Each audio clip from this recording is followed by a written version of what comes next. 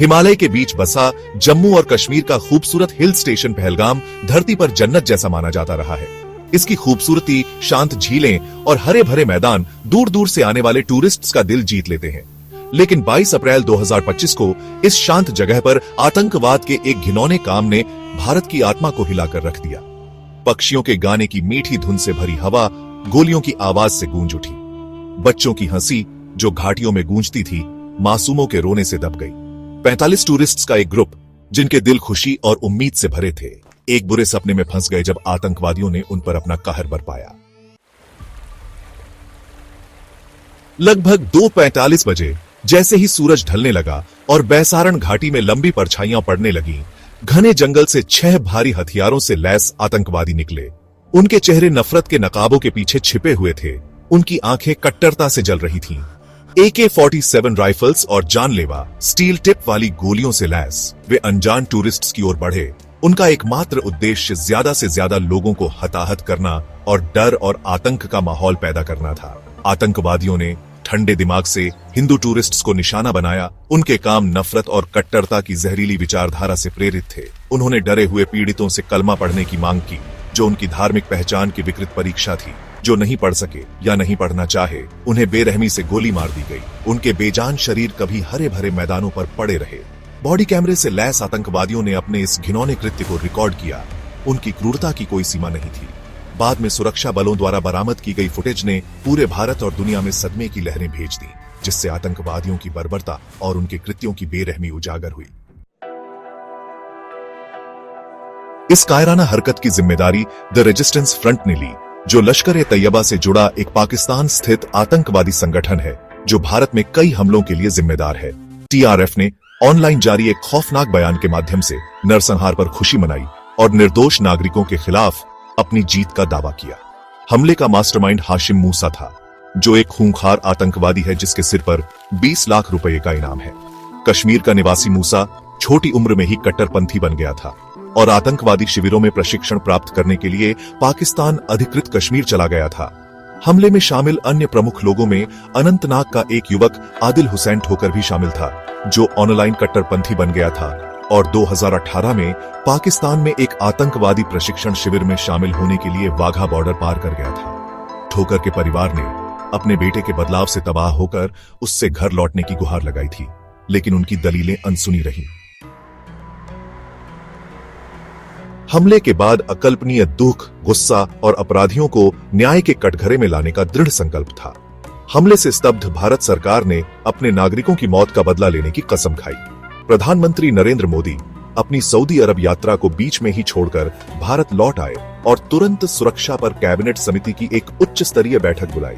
CCS ने घंटों विचार विमर्श के बाद भारतीय सेना को हमले के लिए जिम्मेदार लोगों के खिलाफ जवाबी कार्रवाई का समय, तरीका और लक्ष्य तय करने का पूरा अधिकार दे दिया। गृह मंत्री अमित शाह ने गुस्से से भरी आवाज में अपराधियों से बदला लेने की कसम खाई और कहा कि जब तक न्याय नहीं मिल जाता तब तक भारत चैन से नहीं बैठेगा। भारत की प्रमुख आतंकवाद विरोधी एजेंसी राष्ट्रीय जांच एजेंसी को जांच का नेतृत्व करने का काम सौंपा गया था। NIA ने केंद्रीय रिजर्व पुलिस बल, जम्मू कश्मीर पुलिस और सेना के विक्टर फोर्स के साथ मिलकर काम करते हुए हमले में शामिल आतंकवादियों को पकड़ने के लिए एक बड़ा अभियान शुरू किया। पहलगाम आतंकी हमले ने पूरे भारत में सदमे की लहरें भेज दी, जिससे गुस्से और आक्रोश की लहर दौड़ गई। जीवन के सभी क्षेत्रों के नागरिकों ने हमले की निंदा की और अपराधियों के खिलाफ त्वरित और निर्णायक कार्रवाई की मांग की। सरकार की प्रतिक्रिया तेज और दृढ़ थी, जो आतंकवाद का मुकाबला करने के देश के दृढ़ संकल्प को दर्शाती है। भारत ने पाकिस्तानी नागरिकों के लिए SRC वीजा रद्द करके दोनों देशों के बीच सभी गैर जरूरी यात्रा को प्रभावी ढंग से बंद कर दिया। अटारी बॉर्डर दोनों देशों के बीच नाजुक शांति का प्रतीक अनिश्चित काल के लिए बंद कर दिया गया, जिससे पाकिस्तान को एक कड़ा संदेश गया कि आतंकवाद के उसके समर्थन को बर्दाश्त नहीं किया जाएगा। हमले से संबंधित गलत सूचना और प्रचार फैलाने के लिए पहचाने गए 17 पाकिस्तानी YouTube चैनलों को कड़ी चेतावनी दी गई। पक्षपाती रिपोर्टिंग के आरोप में BBC को भी भारत की राष्ट्रीय सुरक्षा को खतरे में डालने के खिलाफ चेतावनी दी गई। पहलगाम आतंकी हमले की क्रूरता से भयभीत अंतर्राष्ट्रीय समुदाय ने भारत के साथ एकजुटता व्यक्त की और कड़े शब्दों में हमले की निंदा की। संयुक्त राज्य अमेरिका, रूस, फ्रांस और इजराइल सहित अन्य देशों ने अपनी संवेदना व्यक्त करते हुए और आतंकवाद के खिलाफ लड़ाई में भारत को समर्थन देने वाले बयान जारी किए। संयुक्त राष्ट्र सुरक्षा परिषद यूएनएससी ने एकता के एक दुर्लभ प्रदर्शन में हमले की निंदा की और अपराधियों को न्याय के कटघरे में लाने का आह्वान किया। विदेश मंत्री एस जयशंकर ने यूएनएससी को संबोधित करते हुए आतंकवाद को प्रायोजित करने में पाकिस्तान की भूमिका पर प्रकाश डाला और अंतर्राष्ट्रीय समुदाय से पाकिस्तान को उसके कार्यों के लिए जवाबदेह ठहराने का आग्रह किया। पाकिस्तान ने एक ऐसे कदम में जिसने उसके दोहरेपन को उजागर किया, अपनी तरफ से वाघा बॉर्डर बंद कर दिया, जिससे उसके कुछ नागरिक नो मैन्स लैंड में फंस गए। इस कृत्य को, जिसे व्यापक रूप से हमले में उसकी मिलीभगत से ध्यान हटाने के एक हताश प्रयास के रूप में देखा गया, अंतर्राष्ट्रीय समुदाय की निंदा का सामना करना पड़ा। पहलगाम आतंकी हमले ने गंभीर सुरक्षा चूकों को उजागर किया, जिससे जम्मू कश्मीर में खुफिया और सुरक्षा तंत्र की प्रभावशीलता पर सवाल उठे।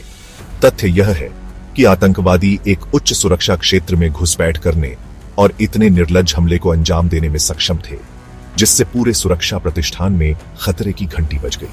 केंद्र सरकार ने सुरक्षा चूकों को स्वीकार करते हुए खामियों की पहचान करने और जवाबदेही तय करने के लिए एक उच्च स्तरीय जांच का आदेश दिया।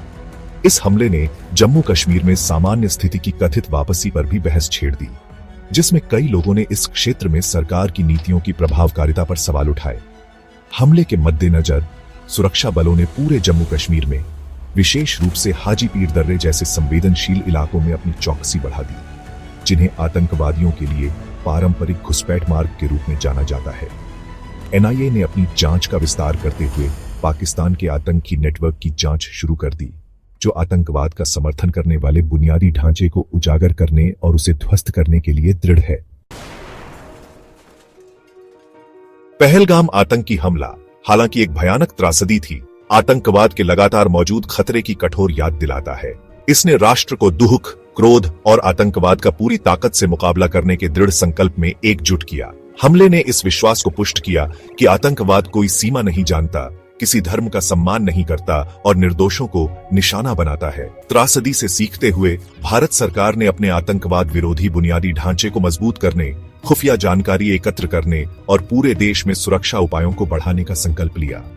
इस हमले ने आतंकवाद के वैश्विक खतरे का प्रभावी ढंग से मुकाबला करने के लिए अंतर्राष्ट्रीय सहयोग की आवश्यकता को भी रेखांकित किया। पहलगाम आतंकी हमला हमेशा के लिए भारत की स्मृति में अपार क्षति और दुख के दिन के रूप में अंकित रहेगा, लेकिन इसे उस दिन के रूप में भी याद किया जाएगा जब भारत ने वापस लड़ने, आतंक के खिलाफ एकजुट होने और शांति और सुरक्षा की अपनी खोज में विजयी होने का संकल्प लिया।